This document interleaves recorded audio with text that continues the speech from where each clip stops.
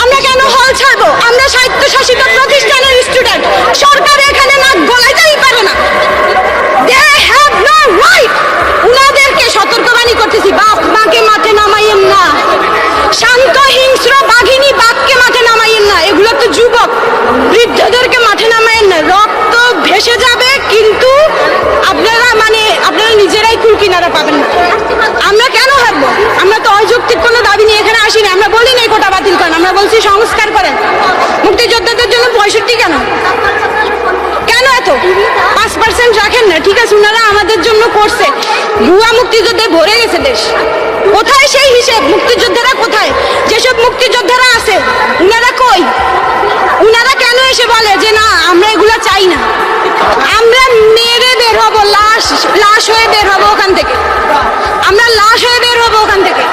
বহুত সুযোগ ছিল পিছনে ফিরে আসার, এখন আর পিছনে